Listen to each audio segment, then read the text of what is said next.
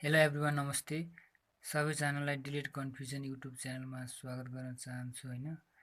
आज मैले पाइ चार्टबाट अहिलेसम्म पिएससीमा सोधेको क्वेसनहरू लिएर आएको छु होइन। अब यो पार्ट 1 को क्वेसनहरू गरौँ।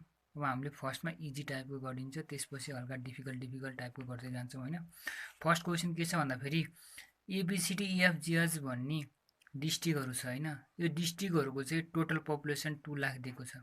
यसलाई चाहिँ हामीले यिनीहरूको पपुलेसनहरू हुन्छ नि, यिनीहरूलाई चाहिँ डिग्रीमा दिएको छ होइन। अब हामीलाई क्वेसन सोधेछ what is the population of A भनेछ। ए को पपुलेसन कति छ। अब ए भन्ने हामीलाई चाहिँ यहाँ 40 डिग्री दिएको छ। यस्तो डिग्री दिएको छ अनि हामीलाई टोटल पपुलेसन सोधेछ भने हामीले के गर्नुपर्छ भन्दाखेरि यो डिग्रीलाई चाहिँ हामीले टोटल डिग्रीले डिभाइड गर्नुपर्छ कि।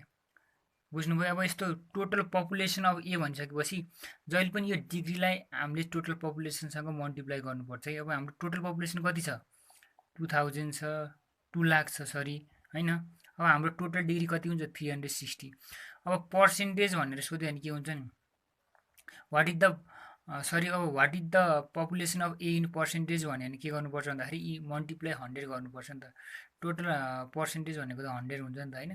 अब पनि हामीलाई यहाँ के हुन्छ पपुलेसन अफ ए भनेछ। अब हामीलाई ए भन्ने बित्तिकै टोटल पपुलेसनले मल्टिप्लाई गरिदिने कि जे सोधेछ नि त्यसैले मल्टिप्लाई गरिदिने कि। अब यहाँ चाहिँ what is the population of A भनेछ, ए सोध्ने बित्तिकै 40 डिग्री छ होइन। 40 डिग्री इन्टु पपुलेसन हाम्रो टोटल कति छ भन्दा 2 लाख छ नि, त्यही भएर यसले मल्टिप्लाई गरिदिएको है। एन्सर कति आउँछ भन्दाखेरि यसको 22,000.22 आउँछ है। अब नेक्स्ट क्वेसन। अब क्वेसन नम्बर बी क्वेसन है। अब find the district which has population equal to 2000 भनेछ होइन। अब हामीलाई चाहिँ अघि नै क्वेसनमा गिभन के दिएछ भन्दाखेरि टोटल पपुलेसन कति दिएछ हामीलाई। टोटल पपुलेसन हाम्रो 2 लाख दिएको छ, 2 लाख दिएको छ होइन।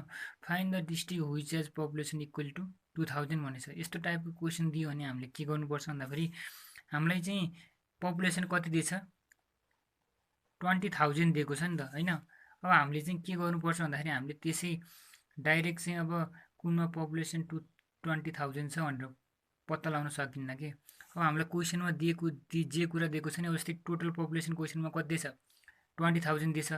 20,000 डिभाइड बाई टोटल पपुलेसन कति छ यो होल डिस्ट्रिक्टको 2 लाख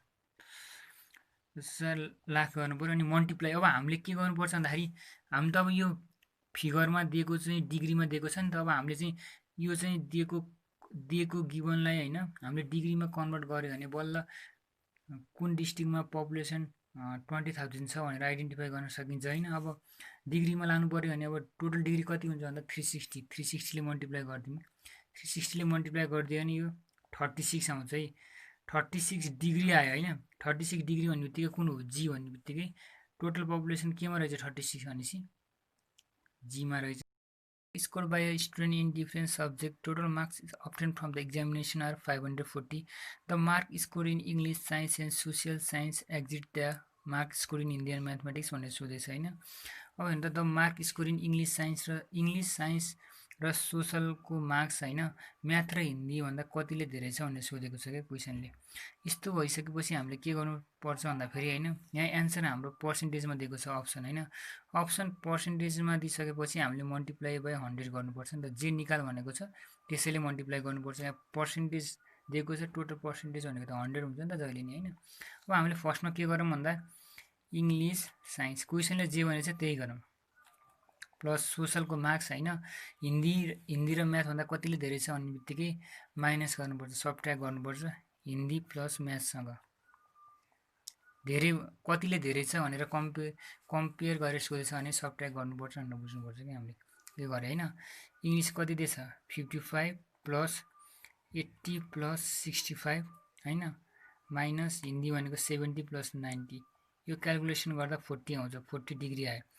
यो 40 डिग्रीलाई के गर्नुपर्छ भन्दाखेरि चाहिँ अब यहाँ त एन्सर चाहिँ पर्सेन्टेजमा सोधेछ होइन भनेपछि 40 डिग्री इन्टु 100 गर्नुपर्छ अनि डिभाइड बाई कति हो त नि टोटल डिग्री जहिले पनि कति हुन्छ भन्दाखेरि हामीले यस्तो टाइपको क्वेसन सल्भ गर्दा 360 मान्नुपर्छ है टोटल एङ्गल।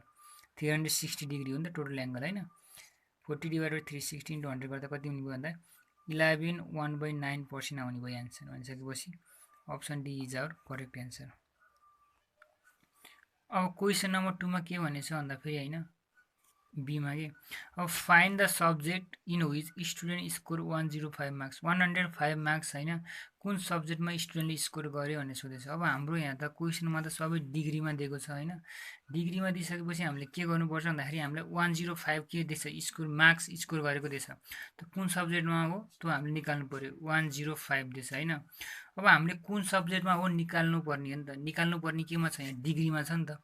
हाम्रो त सब्जेक्टको मार्क्स डिग्रीमा दिएको छ भनिसकेपछि हामीले निकाल्नु पर्ने केमा रहेछ डिग्रीमा भने चाहिँ टोटल डिग्री कति हो 360ले मल्टिप्लाई गर्नु पर्यो होइन। अब डिभाइड बाई 105 के हो मार्क्स स्कोर हो नि स्टुडेन्टले स्कोर गरेको मार्क्स हो नि। यसलाई चाहिँ हामीले टोटल मार्क्सले डिभाइड गर्नुपर्छ। टोटल मार्क्स कति दिएछ 540 कति आउँछ भन्दाखेरि यो सल्भ गर्दा 70 डिग्री आन्छ। 70 डिग्री केमा छ भन्दा 70 डिग्री हिन्दीमा आन्छ। स्टुडेन्टले 105 मार्क्स केमा स्कोर गरेको रहेछ भन्दा हिन्दीमा रहेछ। अब C number find the subject in which student score approximately 21.2% दिएको छ। अब हामीलाई 21.2% दिएको छ होइन। अब स्टुडेन्टले स्कोर गरेको मार्क्स चाहिँ अब हामीले डिग्रीमा फाइन्ड गर्नुपर्ने छ कि होइन। हामीलाई त यहाँ पाइन्छ भन्दा डिग्रीमा दिएको छ भनिसकेपछि हामीले के गर्नु पर्यो भन्दाखेरि हामीलाई दिएको छ 21.2% दिएको छ नि। पर्सेन्टको टोटल कति हो जहिले पनि 100 हो भनेपछि टोटलले डिभाइड गर्ने जे दिएको छ त्यसैको टोटलले डिभाइड गरिदिने क्या 100।